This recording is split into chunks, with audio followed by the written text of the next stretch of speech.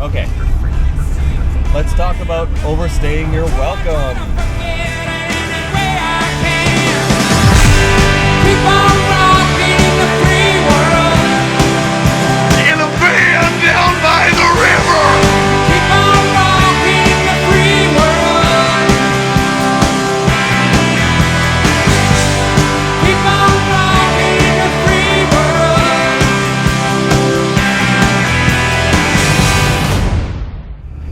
It's Sunday morning in North Vancouver, and I'm really tired and really groggy. I just got up. Excuse me. I just got up and driving to work. I was parked a couple miles away from work. And anyways, I'm just kind of rambling on. It was my birthday weekend, so I'm just kind of recovering from Friday, actually. I didn't do anything too crazy. I just had a couple visitors over, and we probably drank way too much. But you know what? It's a nice thing about living in an RV. You never have to drive drunk. Because you're at home no matter where you are, pretty much. So. Anyways, that being said, I just left one of the places I park at quite often in North Vancouver, and the city has been starting to crack down on people doing this. They tend to do this about twice a year, maybe 3 times a year, usually around tax time, and all the people start complaining about all the people living there for free. Right next to one of the malls where there's a Walmart, and it attracts everybody living in their RVs and traveling from town and whatnot. So they came down and they gave all sorts of vehicles 24-hour notices to move.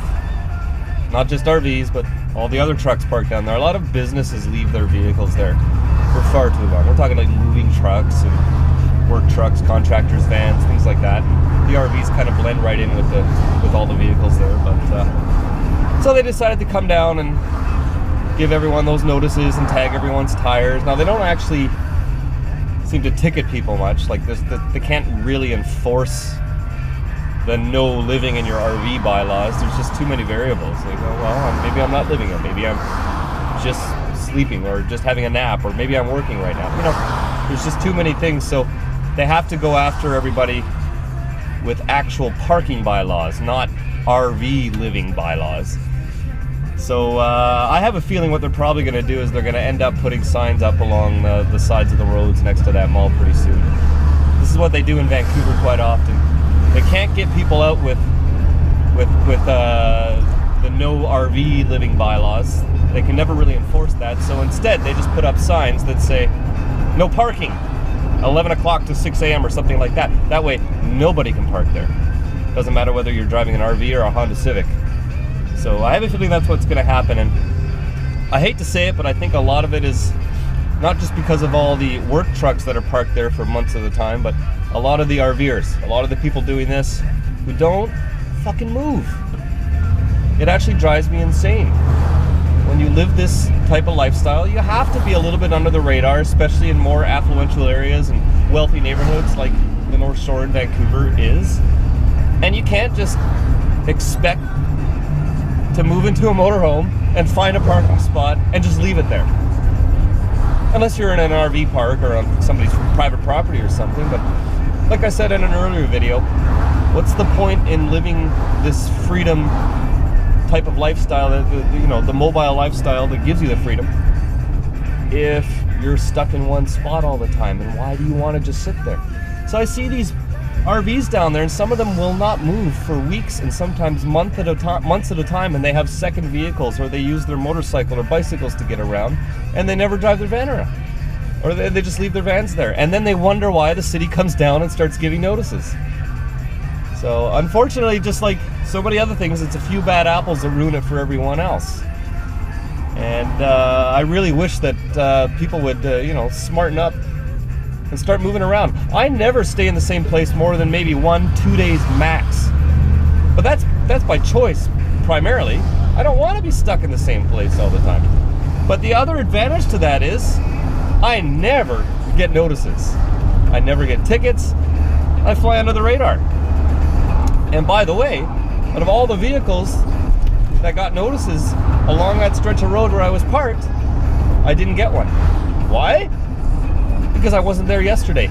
The city came along yesterday, tagged all those vehicles' tires, came back 24 hours, and then gave them notices. So, you know what? If they get towed, serves them right. Because they're ruining it for all the rest of us that do move around. And, you know, I have to say the vast majority of us move around all the time. Even if it's just to the next block over or something like that. But I think that's something that you have to prepare for. If you're going to do this type of lifestyle in any major city, you cannot expect to sit in the same place. And I would say as a personal rule, 48 hours. Regardless of whether there's any signs or bylaws or anything, just no more than 48 hours. Otherwise, you're just attracting unwanted attention to yourself, and you're just making us all look like a bunch of bums that are just going to sit there and we never move our vehicles. Like, you can't do that. So if you want stationary lifestyle and you want to find a place to park your van and not move it around, not go explore, not go find new places, you know what, maybe RV life isn't for you. That's just my opinion on the matter. Anyways, I'm almost at work now. I gotta go get some coffee first because I'm dying here. And I'll check in with you later. Rest in peace, Chris Farley. Keep on trucking.